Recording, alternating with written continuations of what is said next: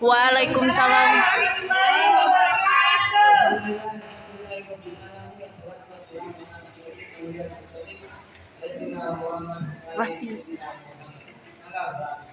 Pertama-tama saya kita panjatkan puja dan puji syukur atas kehadiran Allah yang sudah meraih dan telah memberikan kita rahmat serta karunia kepada kita semua. Dan langsung saja saya akan memperkenalkan diri saya dan peserta pertama saya. Perkenalkan, nama saya Isu Mengada. Perkenalkan, nama saya Rosika sebagai pemateri pertama. Dan perkenalkan, nama saya Alia sebagai pemateri kedua. Dan saya Nani sebagai pemateri terakhir. Ya, langsung saja saya akan melimpahkan kepada pemateri pertama untuk membacakan. Baik, saya akan mulai membacakan pembahasan kami yang tentang perkembangan biologis, motorik, kognitif, dan sosio-emosional. Perkembangan biologis merupakan dasar bagi kemajuan perkembangan berikutnya. Dengan meningkatnya pertumbuhan tubuh baik, berat badan maupun tinggi badan serta kekuatan, memungkinkan anak untuk lebih aktif dan berkembang keterampilan fisiknya dan juga berkembang eksplorasi terhadap lingkungan tanpa bantuan orang tuanya. Biologis mencakup perubahan dalam bentuk dan ukuran tubuh seperti pertumbuhan otot, sistem saraf, struktur tulang, bertambahnya tinggi dan berat badan. Perubahan fisik tidaklah terbatas pada perubahan ukuran, tetapi juga pada perubahan proporsi. Perkembangan biologis tidak hanya pada tubuh saja, akan tetapi juga pada mental, psikologisnya, karena ketika tubuh mereka berubah atau berkembang secara tidak langsung, mental dan pola pikirannya juga akan ikut berkembang. Karena sering juga kita melihat realitas bahwa anak yang lebih kecil dengan yang lebih besar akan berbeda kondisinya. Biasanya yang lebih kecil akan cepat menangis apabila dia menerima marahan. Oleh karena itu bisa kita mengambil kesimpulan bahwa mentalista juga ikut berkembang. Dari yang dibawa oleh pemateri kami tadi, perkembangan motorik. Perkembangan motorik merupakan salah satu faktor yang sangat penting dalam perkembangan individu secara keseluruhan. Motorik adalah suatu istilah yang digunakan untuk menggambarkan perilaku gerakan yang dilakukan oleh tubuh manusia. Pada umumnya, perkembangan motorik dibedakan menjadi dua, yang motorik dasar dan motorik halus. Yang pertama, perkembangan motorik kasar. Perkembangan motorik kasar tugas perkembangan jasmani merupakan koordinasi gerakan tubuh seperti berlari, berginggit, melompat, bergantung, melompat, dan menangkap serta menjaga keseimbangan. Kegiatan seperti ini diperlukan guna meningkatkan keterampilan koordinasi gerak motorik kasar. Anak usia 4 tahun sangat menyenangi kegiatan fisik yang menantang bagi dirinya seperti melompat dan tempat tinggi atau bergantung dengan kepala menggantung ke bawah. Yang kedua, perkembangan motorik halus. Perkembangan motorik halus anak-anak ditekankan pada koordinasi gerakan motorik halus yang berkaitan dengan kegiatan menegakkan atau memegang suatu objek dengan menggunakan jari kanan. Saat usia anak 4 tahun, koordinasi gerakan motorik halus anak sangat berkembang, bahkan hampir sempurna. Walaupun demikian, anak masih mengalami kesulitan dalam menyusun balok-balok menjadi bangunan, disebabkan keinginan anak untuk meletakkan balok secara sempurna sehingga kadang-kadang menentukan bangunan itu sendiri. Adapun perbedaan motorik halus dan motorik kasar serta perkembangan motorik. Motorik kasar yaitu bergerak yang menggunakan otot besar dan membutuhkan banyak tenaga, seperti berlari, berjalan, dan melakukan gerakan. Sementara motorik halus suatu gerakan tubuh yang menggunakan otot kecil, dan memperkuat konsentrasi antara mata dan tangan, seperti melipat, menggunting, dan mengencing. Perkembangan kognitif dapat dipahami sebagai proses yang terjadi secara internal, pusat susunan saraf, ketika manusia tengah berpikir mengemukakan teori perkembangan kognitif yang bersifat kognitif. Namun teori perkembangan kognitif ini ada dua, yaitu konstruktivisme kognitif dan konstruktivisme sosial. Kognitif adalah segala kegiatan seorang yang berkaitan dengan proses belajar mengajar dalam memahami sebuah peristiwa dan kemudian menjadi paham. Karenanya, disinilah praktek kecerdasan kognitif bekerja dalam proses sebuah pengetahuan. Prinsip teori belajar kognitif dalam pembelajaran adalah sebagai berikut. Perkembangan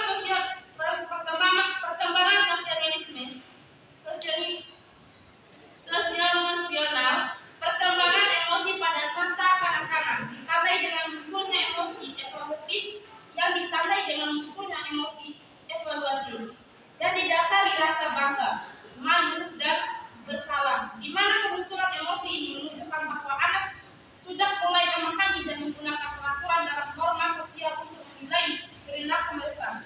Berikut penjelasan dari 3 emosi tersebut. Dan selanjutnya yaitu perkembangan kognitif. Perkembangan kognitif dapat dipahami sebagai proses yang terjadi secara internal pada pusat susunan saraf ketika manusia tengah berpikir. Seorang psikolog, Jean Piaget, pertama kali mengemukakan teori perkembangan kognitif yang bersifat konstruktivisme. Namun, teori perkembangan kognitif ini ada 2, yaitu konstruktivisme kognitif dan konstruktivisme sosial. Selanjutnya yaitu perkembangan sosio-emosional. Perkembangan emosi pada masa kanak-kanak ditandai dengan munculnya emosi evaluatif yang didasari rasa bangga, malu, dan rasa bersalah. Di mana tuntunan emosi menunjukkan bahwa anak sudah mulai memahami dan menggunakan peraturan dan norma sosial untuk menilai perilaku mereka. Terdapat beberapa hal dalam perkembangan emosional anak yang perlu dipahami, yaitu yang berpengaruh pada perbedaan perkembangan emosi, perkembangan ekspresi wajah terhadap emosi, menunjukkan emosi yang kompleks, bahasa tubuh, suara dan mata, dan Mulai. Dan saja saya membuka sesi tanya jawab. Langsung saja saya membukakan sesi tanya jawab. Cuman 2 penanya aja. 3 maksimal. Oh, maksimal 3 penanya. Ada 2 nggak bisa.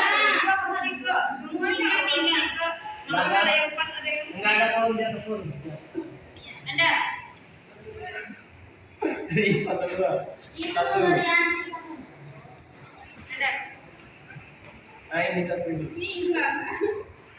Seriusnya bilang. Anda. Durianti. Masya Ini Allah. 1 sama ini. Yang saja. Hai. Assalamualaikum warahmatullahi wabarakatuh. Waalaikumsalam warahmatullahi wabarakatuh. Jadi pertanyaan saya mengenai perkembangan motorik, yang dimana pada umumnya perkembangan motorik dibedakan menjadi 2, yaitu motorik kasar dan motorik halus. Dan menjadi pertanyaan saya di sini yang mendasari motorik individual manusia itu kasar dan halus itu apa? Sepengetahuan teman-teman.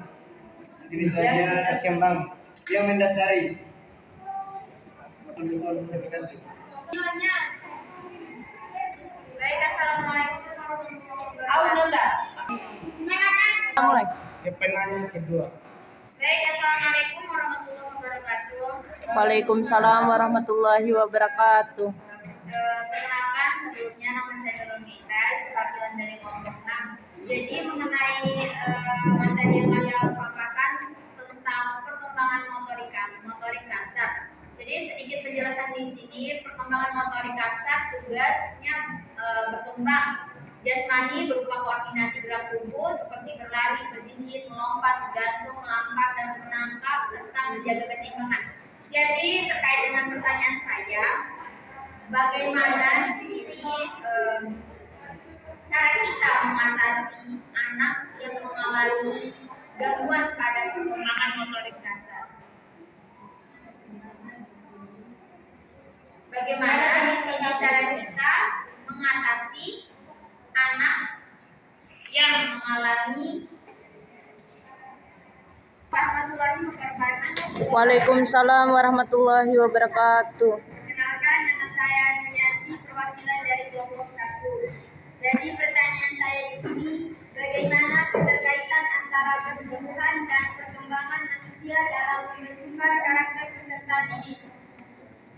Itu saja, sekian dan terima kasih. Mulai. Baiklah, berikan kesempatan kami untuk mendiskusikan jawaban-jawaban yang diberikan oleh kawan-kawan tadi. Kami akan menjawab pertanyaan tadi. Kepada saudara. Baik, saya akan menjawab pertanyaan ketiga dari saudari Budianti, yaitu pertanyaannya bagaimana keterkaitan antara pertumbuhan dan perkembangan manusia dalam pembentukan karakter peserta didik. Pertumbuhan fisik yang baik menjadi salah satu faktor pendukung perkembangan karakter diri manusia ke arah yang positif. Sebaliknya, apabila pertumbuhan dan perkembangan fisik tergabung, maka perkembangan karakter juga akan terganggu sehingga kepribadian bisa saja lambat atau berkembang ke arah negatif. Mungkin menambahkan saya. Baik, saya akan menambahkan. Karakteristik siswa adalah keseluruhan pola kelakuan dan kemampuan yang ada pada siswa sebagai hasil dari pembawaan dari lingkungan sosialnya sehingga menentukan pola aktivitas dalam meraih cita-citanya.